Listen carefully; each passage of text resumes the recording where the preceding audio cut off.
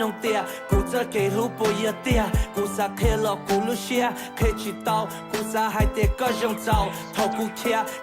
Welcome to the Rhyme and Grind podcast. So this is a platform where we get to know up and coming artists, just on a more personal level. And I'm your host, Su Yang, just another rapper out here as well. So my guest today, he is a Hmong rapper himself, a music label owner. He's just out here pushing the boundaries in the Hmong music scene. So let me introduce you guys to Hmisfit. What's up, Hmisfit? Hello, everybody. What's up, Sue? How's it going? Good. Shit. So, for people who don't know you, like, where are you from?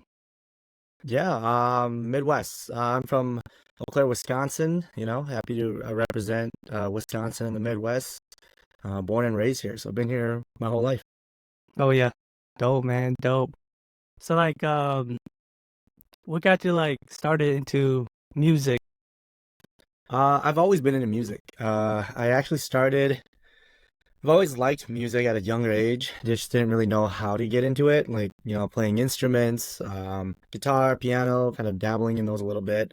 I was in band, actually. Played the alto saxophone, but prices were too high for that. So my brother had a trumpet, so they made me play the trumpet. But I've always been into music. I started recording music when I was 16, just because, in those eras you had like your YouTube artists, Timothy Delgado.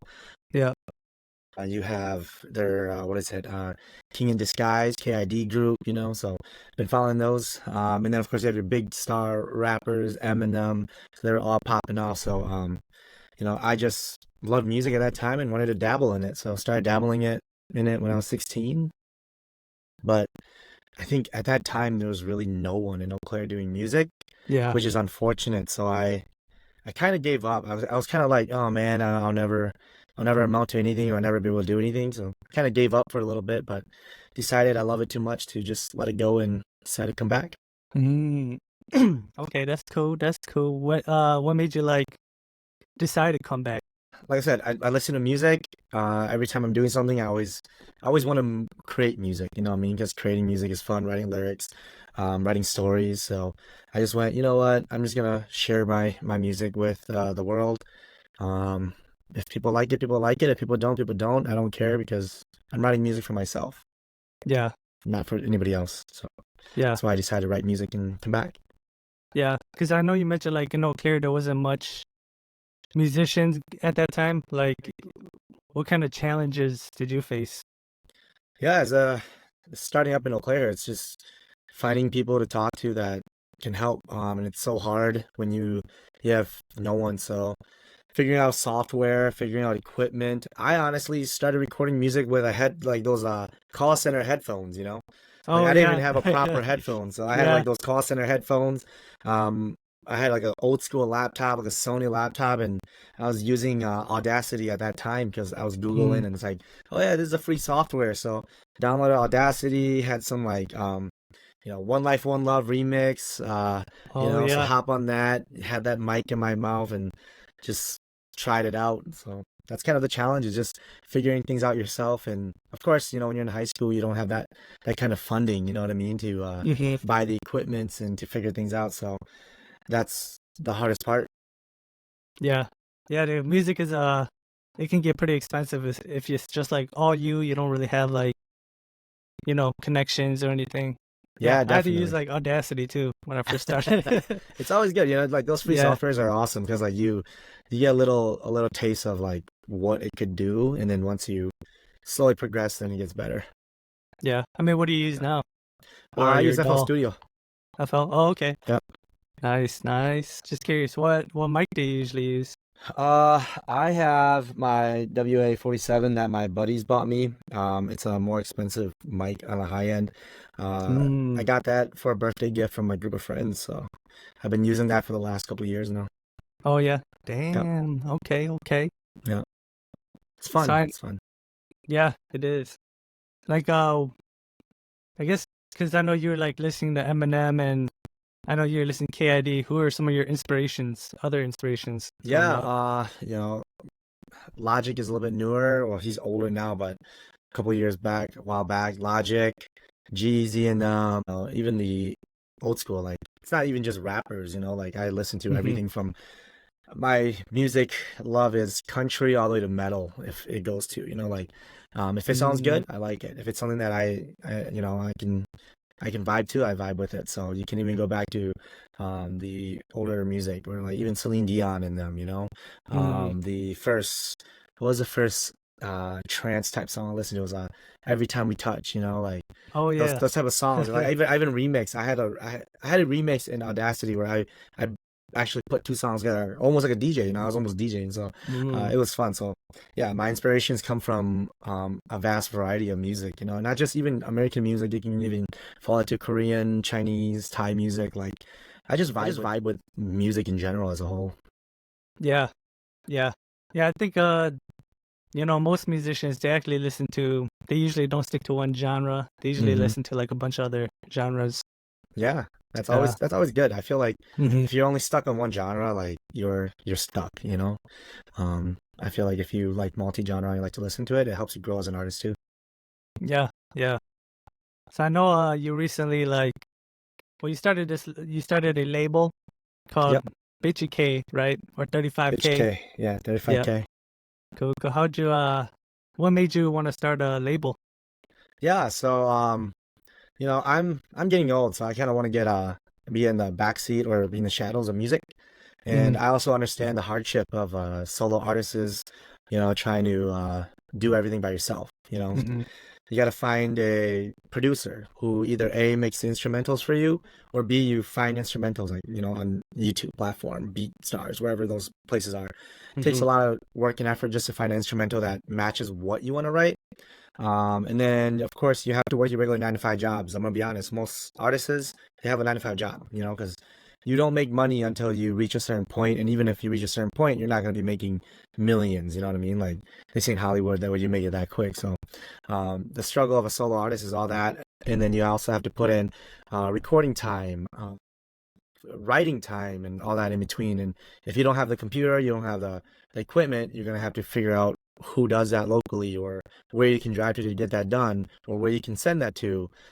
And then on top of that too, you have to pay all those stuff. So it costs a lot of money. Yeah. And I just thought, with BHK 35K Records, what I want to do is I want to find those upcoming rising star artists, or who's already kind of built a platform, but they don't see any traction, so that I can help them out in the marketing end. I can help them out eliminate 90% of the things that they need to do, and all they need to do is just write their lyrics and bring in their vocals, and that's all they need to do. Let me front the cost, let me do all this stuff, let me help you out. And at the end of the day, like I tell my artists, like, I'm not here to make money. I'll be honest, if I make enough just to pay my bills, that's all I want to do. I want to see you rise, and my goal is to hit LA over there one day, to be somebody where they're like, oh crap, who are these people?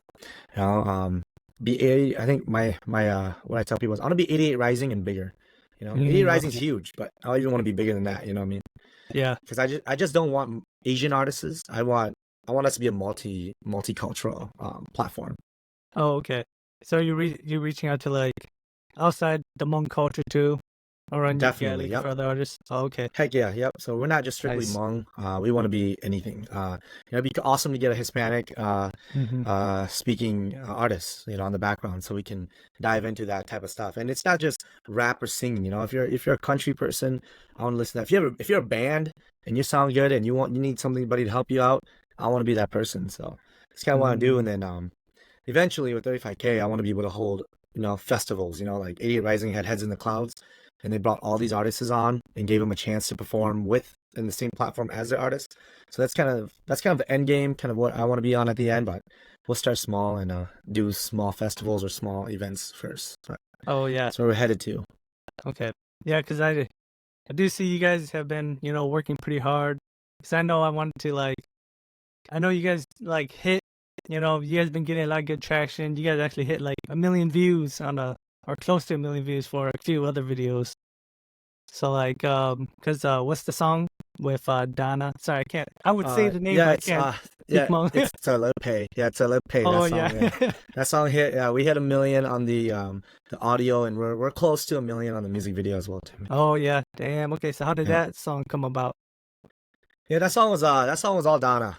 To be honest, that song, Donna had the idea. She came up to me. She's like, "Hey, can you put some verses in there?" And it's like, "Sure, sure." So I listened to what she had, and then just kind of put my verses in there, and then we went back and forth just to make sure we both like it, and then it just came to be. I know if Donna's watching this, I know Donna was sad at that point in time. That's why she was able to write that, but her emotions made the song whole. So Yeah.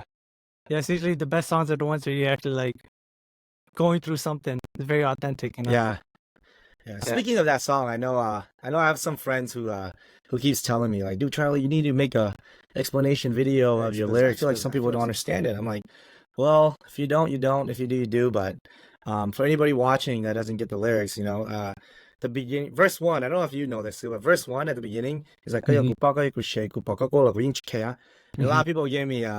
lot of people gave me crap for that. Like, oh, why doesn't he love her? Why doesn't he care? It's like, like me as a rapper and the people I listen to, they don't explain everything to you. Like when you see or like, I don't do the full explanation, but if you listen to the full verse, it's like, that's what his wife feels like. And then he changes it up at the end where he goes, but she doesn't see me going out there and I'm doing this behind, trying to save our relationship. So like, it's kind of like that. I know Donna understands it. So Donna's like, yeah, I like it. And some of my friends understand it, but they're giving me crap for it. Like, go explain it, do a whole video explaining it. I'm like, no, it's too much work. And it's part of the music world, like some people get it, some people don't, and it's fine. You know what I mean? Yeah. Yeah. It's very subjective because some people, they do really like, like some people, they can put those pieces together, but some people like the simple stuff, a little bit more straightforward. Yeah. No, that's definitely true. So it comes with the territory, doing music. So you just learn from it, let it go. Yeah. I mean, when was the moment you guys realized like the song was blowing up? Funny story. We, like when we started recording, it's like, this song sounds good. We don't know how well it'll do, but I feel like it'll do good. To be honest, in the Hmong community, these type of music does really well. You know what I mean? Like the sad, more emotional music. That's gonna be the honest truth. That those do pretty well in these type of scenarios. So we didn't know that it was gonna hit 1 million, but we're like, hey, you know what? If we get a couple thousand, tens of thousands of views, that'd be cool, right? Once we started hitting off, I think I made a post. It's like, if we get 50,000 views, we'll start working on a music video. You know what I mean?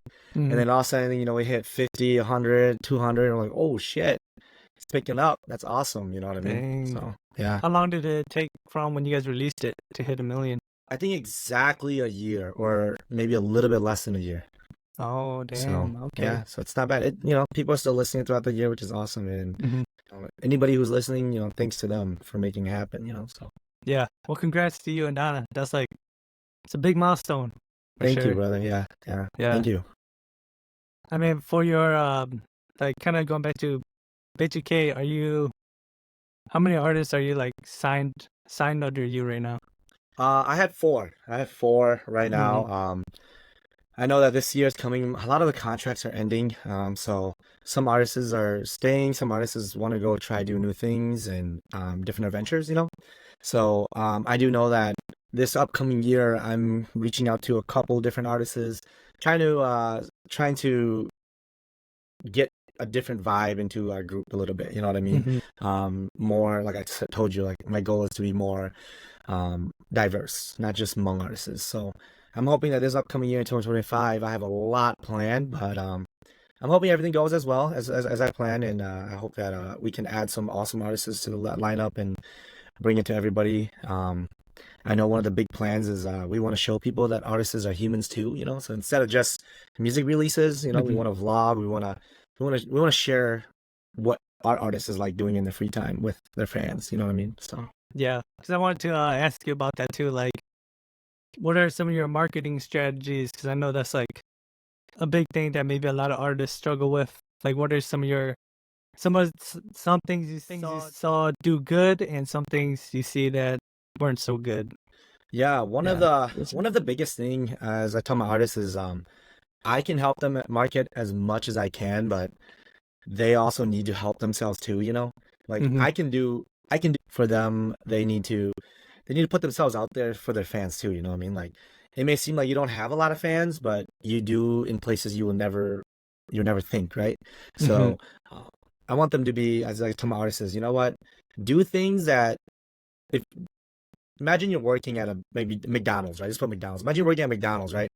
The way you act over there reflects not just on you, but McDonald's. So remember that when you're out in public and you want to do a live video and stuff like that, remember that it also reflects 35K because we are your brand, you know what I mean? We Mhm. support you. So in the marketing aspect is just basically for me is just pushing my artists is putting them out there, putting our logo out there. Like I tell people, you know what I mean? Like your logo's in 10 of 50 videos and people can be like, who the heck are these guys, you know? And it makes people think like, who are these people? Like, why do I see the logos everywhere? Even if they never heard of you, it's eventually gonna be like, let me click on this link to see who they are. And eventually Mhm. that's how you get your marketing, you know, you just have to brand it. So like I tell my artists, I'll put money out there to market you guys, to put you guys out there, but I also need you guys to help me, you know, and also, another big thing is influencers. You know what I mean? Like, once you have influencers who post about your stuff, that's when you know that you're gonna get traction, you're gonna get marketing. Yeah, for sure. Yeah, marketing, like, I don't know about you, but for me, it was always like a struggle to post and like figure out what to post because sometimes you Yeah. feel like who cares in a way too, Yep. or you don't want to post too much. So it's Yep. always, you just got to get out of your way and post. Yeah. When you're in the social world, like I'll be honest, when you see those people who has all these followers and followings, they post almost every single day and not just one Mhm. video. They're like 10, 20 videos deep. So it's like sometimes you feel like you want to post a lot, like you say, but at the same time, it's kind of like, oh, it feels like it's too much. Like I'm clumping up my social media with just, is it junk? Does people like the stuff? You know, it's kind of like that. Yeah, I was listening to, well, I wasn't listening, but it was kind of like I look at Drake and he's still marketing his music, and I'm like, Yep. dude, I'm not as big as Drake, and he's still marketing it, you know. Yep. Unless you're like Kendrick Lamar, you don't. That's like your aura, you know. Yeah, your aura, yeah, yeah. But like, yeah, for most artists, you probably have to market and just put yourself out there, you know. Like, you're not above it, and sure, maybe there's like a few friends or family that's gonna like unfollow you or something, but Mm-hmm. you know, it's part of the journey. It is part of the journey. Yeah, you just gotta do what feels right for you. You know what I mean? Yeah, for sure. Yeah. What is because I know you just did a music video contest for your new song, another Hmong song. Yeah. Yeah. So how did you come up with that strategy? Yeah, so I wanted to shoot a music video for it. I was gonna write a script and hire a videographer and everything, and potentially even hit up NT1 and see if we can do some collaborative work, you know, like either plan me going down there for a trip or getting him here just to kind of shoot some music video, maybe do some shows. But Hmm.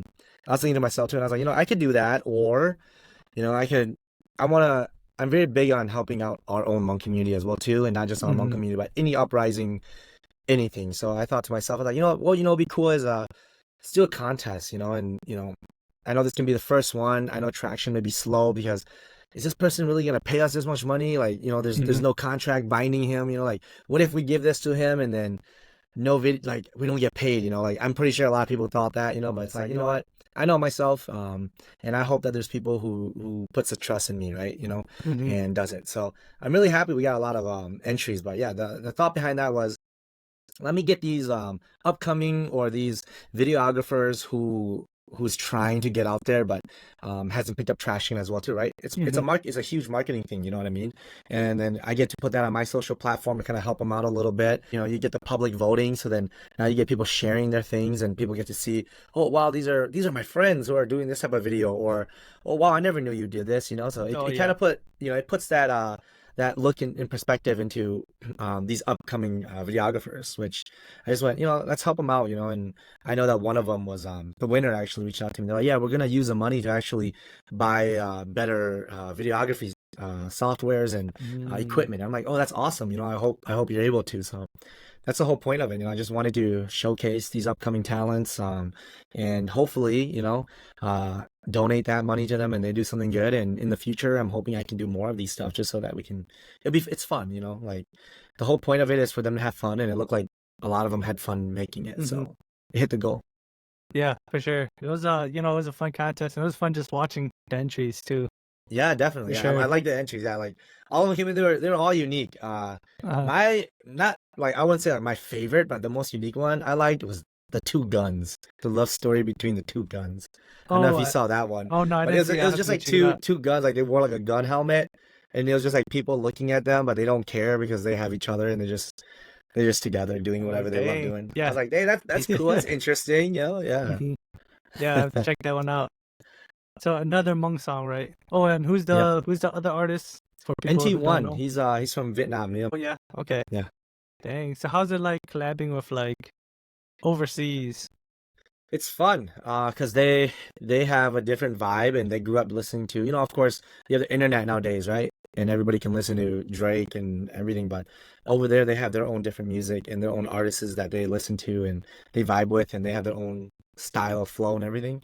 So Mhm. it's fun. The hardest part is time zone difference. Oh yeah. But yeah, other than that, it's fun. Like I'll be messaging him, and then he'll message me back, and then with technology nowadays, you're just sending emails to each other and sending tracks back. So it's fun Mhm. and it's a really good experience. Yeah. Yeah, like Yeah. I know you collaborated with like a lot of Hmong artists in the industry. So like Mm-hmm. how do you for like other artists out there who is wants to collab, what's your advice to like reach out for collabs or how do you approach that?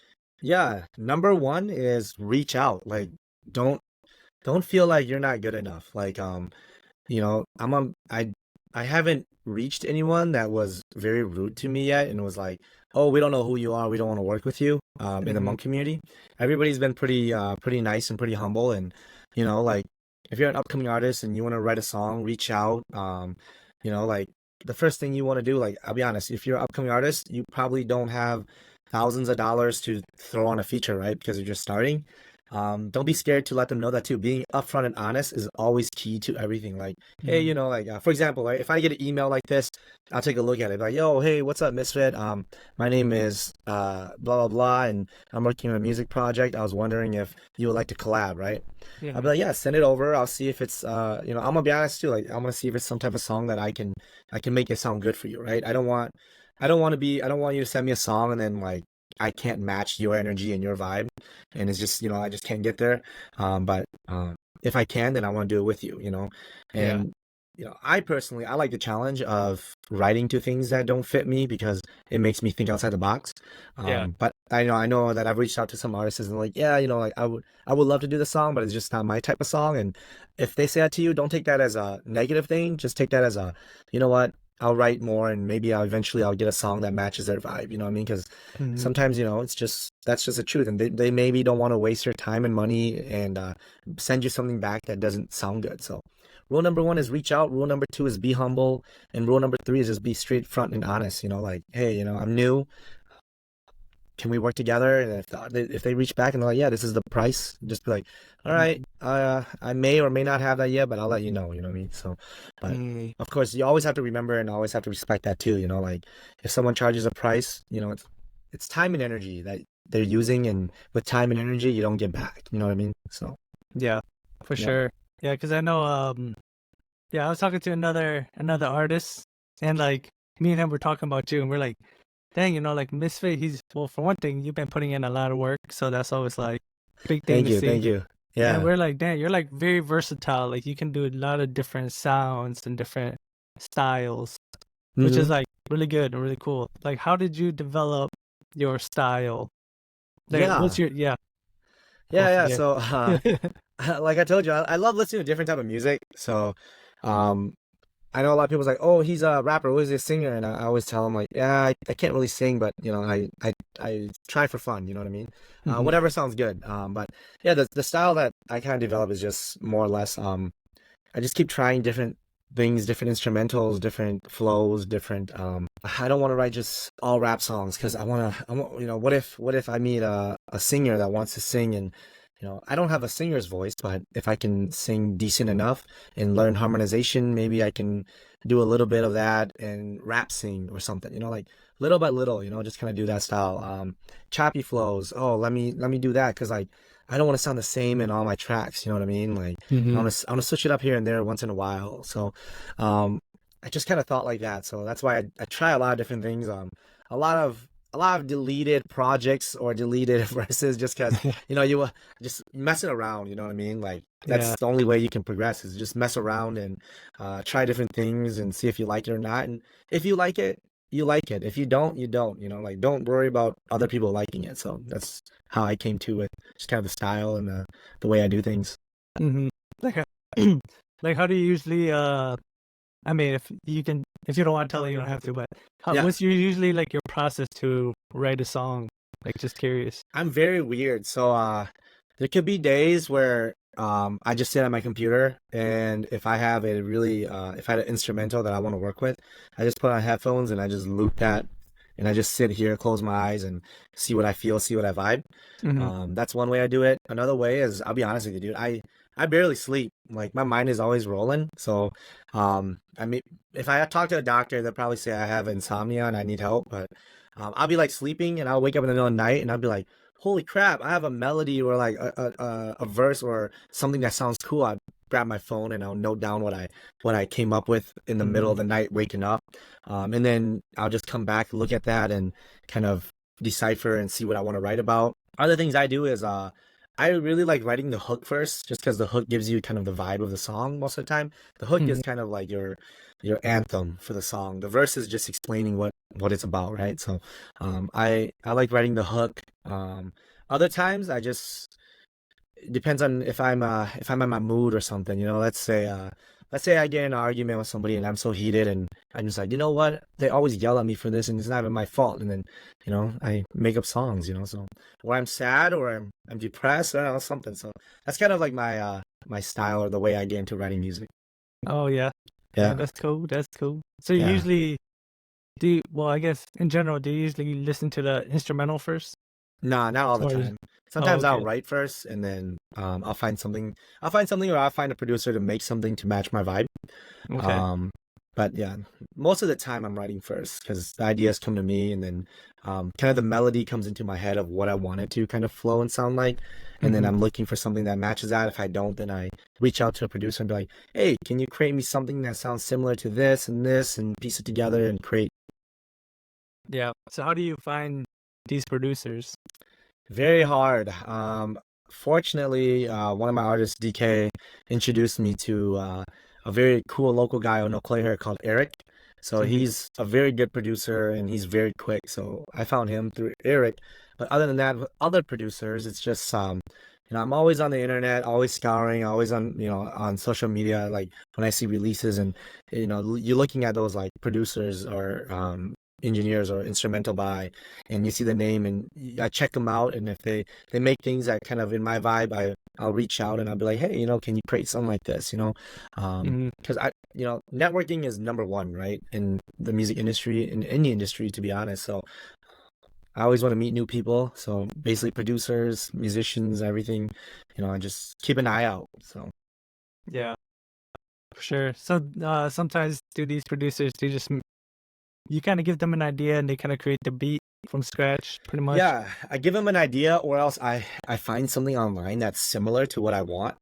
Because there you could find millions of instrumentals online, right? Some Mhm. of them are like, oh, you're this close. Like, I like the sound of this, but it's missing some strings, it's missing some bass, it's missing some 808s or whatever, right? And then you're kind of like, I need to find a producer. You find a producer. You're like, I want to sound almost like this, but I want it more depressing, or I want it more uplifting, or I want it more party like. I need you, add some 808s, add some, instruments, add some unique, So like, it's kind of throwing ideas like that to the producers, and then they'll put it together. And then once they put it together, they send it back, and it's like, yeah, it's either yeah, it sounds like this, or no, let's tweak it up a little bit more. So kind of in that route. Mm.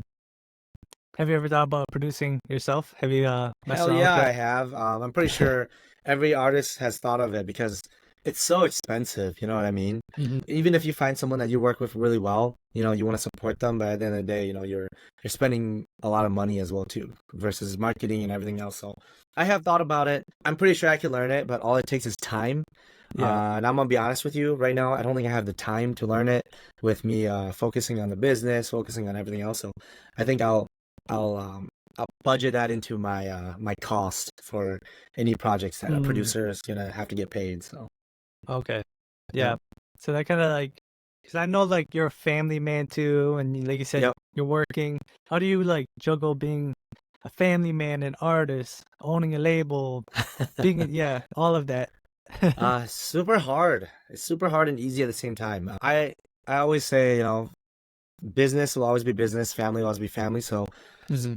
whenever I'm not doing anything with music related, I always spend as much time as I can with my family. And you don't get time back. So that's one thing I respect. So when like I'll be this week I have a show or I have something happening. So I'm like, hey, this week I'm gonna be focusing on music, job, and everything.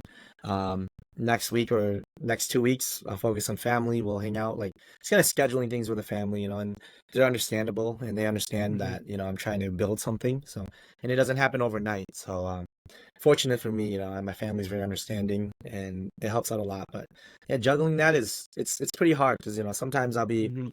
you don't want to look at your phone, but sometimes within your family, it's business Mhm. talk.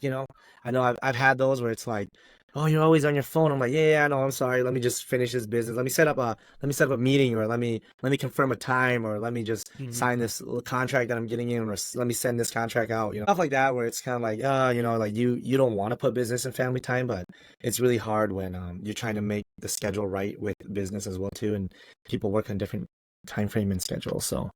Oh yeah, Yeah. yeah, that's tough, man. But yeah, because you said it's also easy, right? So what's hmm the easy part? The easy part is just shutting things down, Social media, if you just go, you know what, this week is a week for family, and all your paperwork signed, all your ducks are in line. So for me, I'm very anal and I plan everything out and I follow my schedule strictly. So Mhm. if it's like, for example, Sue, if I'm gonna book you or I need you to do something, I'd be like, I give you dates ahead of time. So if I get it, that's good. If you tell me it's gonna be late, that's fine. And then I just I don't check anything. I don't worry about anything until those days. So that's the easy part. If you're able to build out a schedule, and then you just don't need to worry about that business portion. You just worry about your family and hang out with your family. And then once the Oh time yeah. passes, then that's when you go back to business and you just flip to business mode. And you go back and be like, "Yo, Sue, where's my track, bro? You Oh haven't yeah. sent that shit in." No, I'm just kidding. Yeah. Yeah. No, but yeah, no, like it's stuff like that where like like if you schedule everything ahead of time and you plan it accordingly and realistically, like Mhm. when I talk to artists, if I'm doing a feature or something, they ask me how early do I want it. I usually give them like 3 weeks to a month out. And if they go, oh yeah, that's more than enough time, or yeah, I'll try. I might have stuff happen, or throughout the week, if they're like, oh, I have family stuff that happens, I'm like, it's understandable. We're all Mhm. humans, things happen.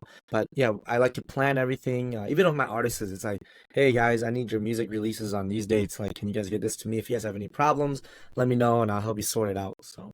Once you have a nice, beautiful schedule, it makes it easy.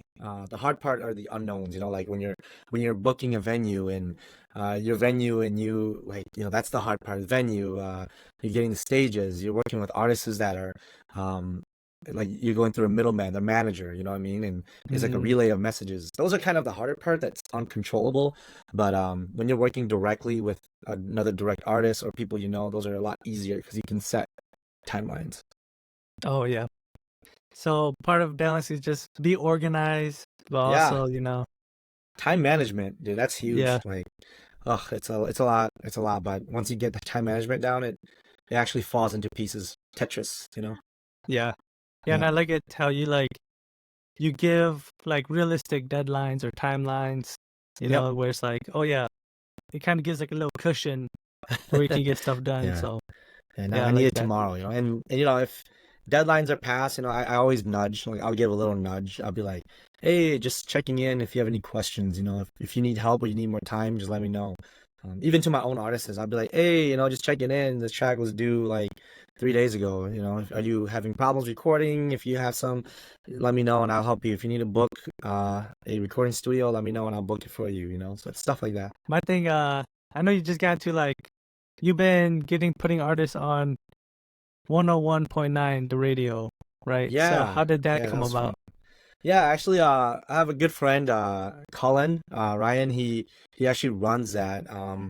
and he reached out to me and he's like, "Hey, Charlie, would you like to do the month of August for radio?" And I asked him, "Can I do anything I want?" He's like, "Yeah, you do whatever you want.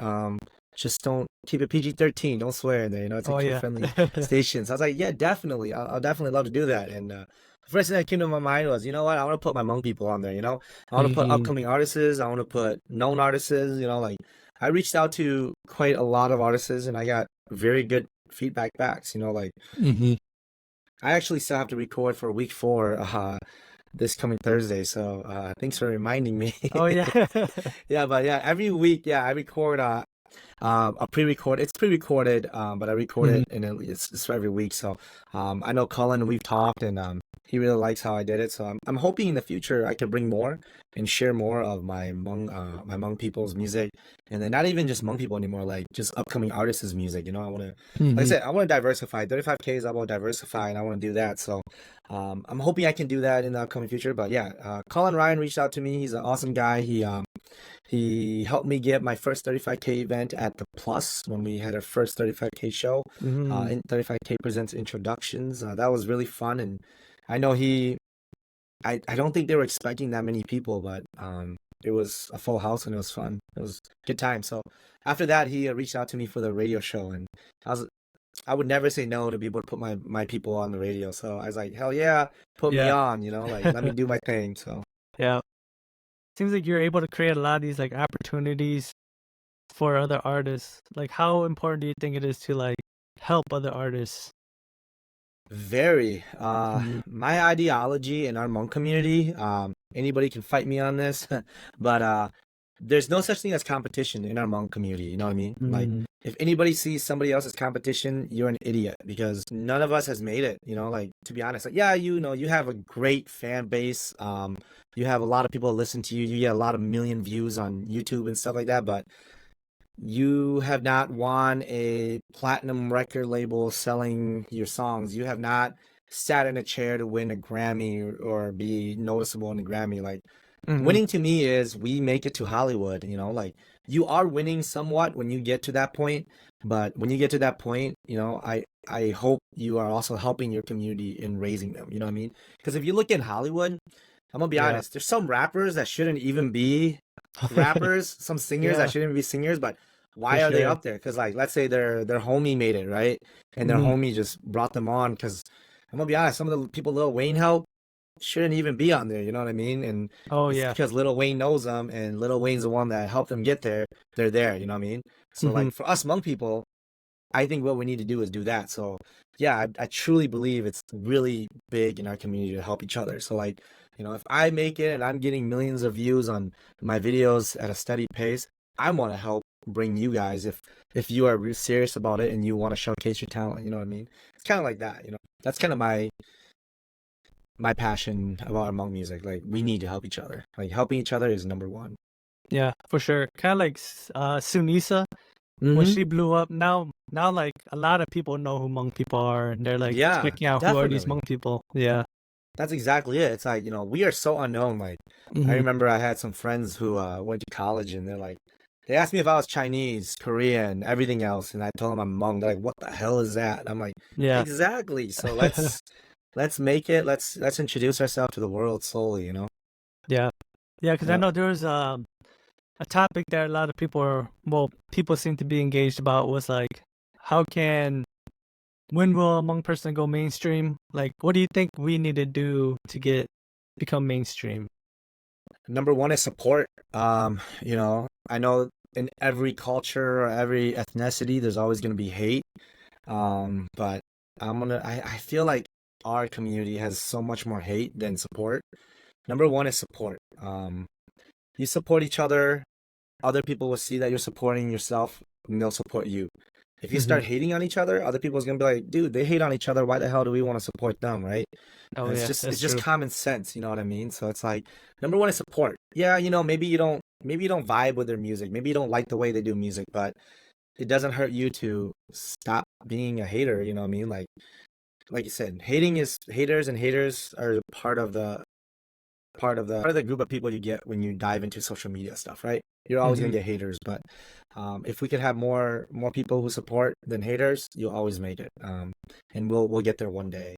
So I'm hoping that with what we're doing at 35K, we'll be able to help and start pushing people outside of the comfort zone more. You know, like Mhm. um, yeah, we can make Hmong music that can go mainstream. I've seen other languages go mainstream, but at the same time, let's be honest, English is the number one language in the United States, and that's majority of the mainstream song, right? So us Hmong people has to start appreciating our Hmong folks doing music in English. You know what I mean?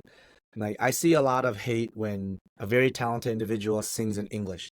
Oh, you're Oh Hmong. yeah. Why are you wasting all your talent singing English? And the truth is, the Hmong community can help him go far, but not as far as Hollywood right now, unless, he can prove or she can prove that they can make music as good in English as they can in their own language. So I think those are kind of some of the stuff. Yeah, I agree.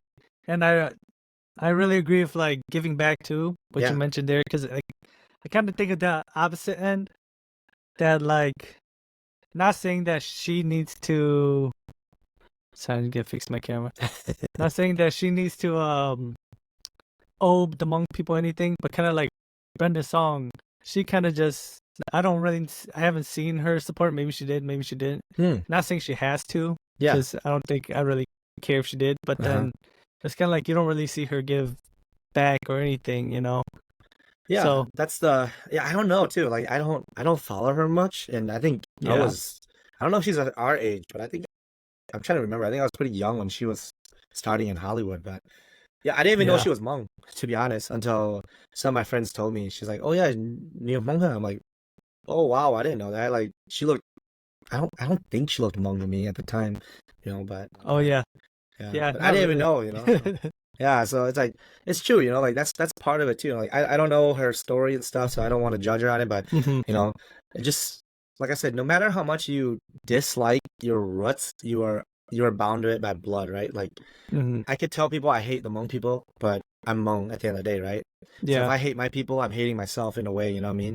So I always tell people, be humble, like remember your roots. No matter how mhm, much struggle they put you through, no matter how much you hate their traditions and stuff, if you don't like it, change it. Change it for the better, because if you don't change it, the next generation is gonna go through what you go through. You know what I mean? So mhm. be humble and always represent your roots.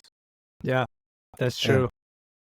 Yeah, I wanted to bring up this too, that like my favorite song of yours is I mean I haven't told you this, but my favorite song of yours is Yeah. Letter to My.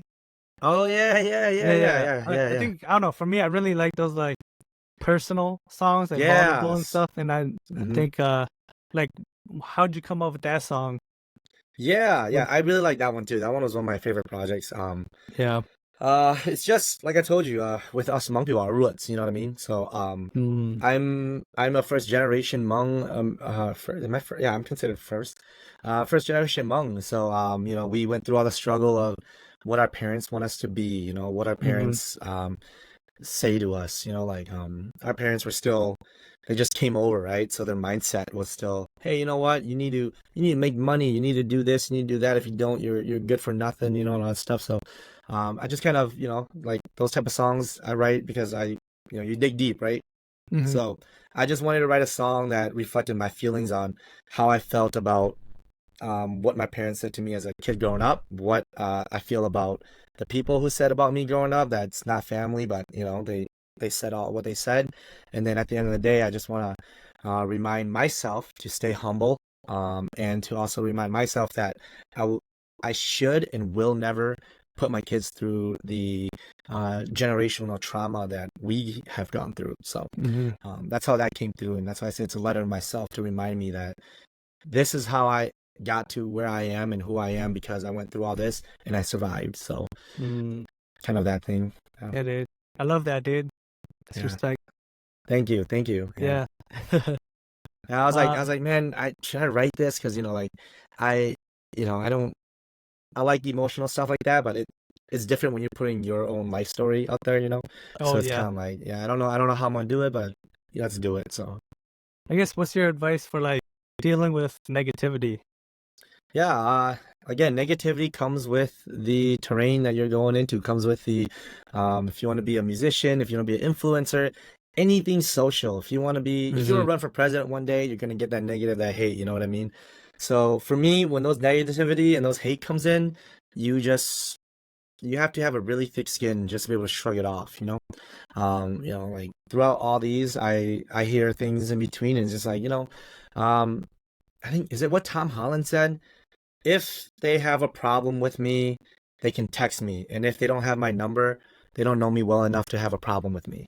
You know what I mean? Mm, So that yeah, saying that's is true. I love that saying because it's like, if it's just people out there saying their negative stuff, they have the right to say whatever they want to say, right? Hmm. Because that's a beautiful part of being in America, freedom of speech. So if they hate, they can hate. They spent their time writing a comment, they spent their time voicing an opinion.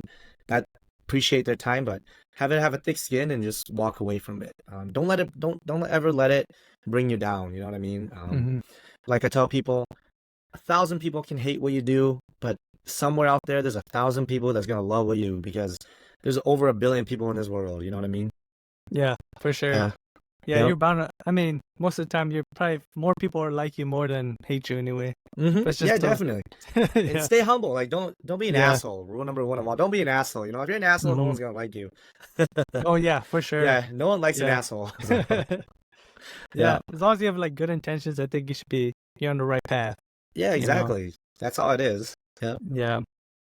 So I mean, I know I asked for a few advice throughout this like Yeah, conversation, yeah. but No, like not a problem. Not a problem. what's like what's your I guess like what's some of general upcoming advice for if you would give upcoming artists? Just do it. If you Let's feel do it. like you want to do music, just do it. If you don't know Mm, what to buy, what to do, I would say music is one of those industry where you pay for what you get. So if you don't have the money for it yet, I'll say save some money. I'll say reach out to people and ask if there's any people who's willing to help you record. There's a lot of nice people out there, like I know people are mhm. scared, but in all reality, there's a lot of nice people out there, that will help you record or will point you in the right direction. So ask questions, just Mhm. no one knows the answer to everything. I don't know the answer to everything. I ask hella questions every time, you know what I mean? And if you want to start and become an upcoming artist, reach out to people, build a connection, build a network. Like I'm not trying to tell you to go like I know some people call them clout chasers. You're not being a clout chaser. Mm, You're connecting. It's a business out there. It's marketing. So you meeting people and you connecting with them. If people call you a clout chaser, they obviously don't know the industry. You know what I mean? Like in Hollywood, Justin Bieber's out there connecting with other people. yep. DJ Khaled, and then he gets to make a song with them. Like it's not called clout chasing. It's called marketing. It's called connecting with people, socializing with people. So Yeah. socialize, don't be scared to socialize. Of course, if you don't know each other, you may feel awkward, but you have to socialize and you have to do things, to get things working. So, Yeah. socialize, just do it, and save up money for good equipment. And if you don't, reach out to somebody, and I'm pretty sure there's somebody out there that will help you. Yeah, for sure. And I also think like the difference between like cloud chasing and like networking is like if you're just trying to use them, then maybe that's cloud chasing. But if you're going Yeah. out there to make genuine connections, then Yes. you're good. Yeah, yeah. Oh, for Like don't sure. go out there and just be like, oh yeah, yeah, yeah. I got this guy on my, I got this guy. Don't be that guy. Yeah, Like for sure. yeah. If you go out there and you genuinely build a connection with them and you work with each other and you, like I said, a lot of when I skim through artists that reach out to me and about 35K and I reach or Mhm. like I talk to artists, my first thing I always ask them is like, what are your goals for music, right? And I'm gonna be honest with you. If anybody tells me, yeah, I want to be a millionaire, I'm gonna look at them and be like, all right, yeah, I probably won't talk to them ever again. Oh yeah. But if they're like, it's true that like that's if you make it big, yeah, you'll make money, right? But if your Mhm. whole goal is just to make money, I don't really want to talk to you because you're just in it, and if you don't get the money, you're gonna leave me behind. You know what I mean? Yeah. So it's like I want the people who are really passionate about music. Like, yeah, music helps me, does this, music does that. Like does and then of course working with them, you'll definitely see if that's real or not. Yeah. So the more you get to know that person, you'll definitely know if they're faking it or they really love music. Yeah. And dude, Yeah. like you said, like music is so expensive too. Like especially you don't Yeah. have connections. Yeah. It's so hard to do if you don't love it. You know Yeah. what I mean? Heck yeah, Yeah, dude. it's a Heck yeah. grind. Yeah. Yeah. Like they said, like it's gonna feel like a job, but if you love it, it's not gonna feel like a job. Like you just want Hmm. to do it. Yeah, for sure. Yeah. So what are some like upcoming projects that you and BGK has? Yeah, so upcoming? again, like I said, I'm gonna be hoping to sign a couple more artists for next year. Um, I'm in the works. Can't say much, but nice events next year. I'm hoping to kind of get through. So HK will have some events. We're gonna broaden a little bit more and show the people who we are more. Like we didn't really have a social media presence this year, just because we're all learning and we're all getting used to what we do. So Hmm. stay tuned for more artists. Stay tuned for more music, and stay tuned for to get to know HK. Nice, nice. So Yeah. where can people find the Misfits channel and AGK? Yeah, Misfits. You can find Misfits on Facebook. You can find Misfits on YouTube. Search up Misfits with the H at the beginning. Paying homage to Hmong, because Hmong, Yeah. HMI. We're a bunch of Misfits. And then HK 35K Records. You can find us on Facebook as well too, and on YouTube. We also have Instagram. We're not really active on Instagram yet, but we're hoping that's one of the things where we're hoping to be more active on is all our social media platforms in the future here. Yeah. Dope, dope. Yeah. Cool, man. Well, that concludes our podcast. All right. All right. Unless you have anything else to add, but thanks for coming on. And yeah, that's my guest, Misfits, and I'm your host Su Yang. So go check him out, and I'll try to leave all the links in the description. So please like, subscribe, add any comments, thoughts, and yeah, we're out. Peace. See ya.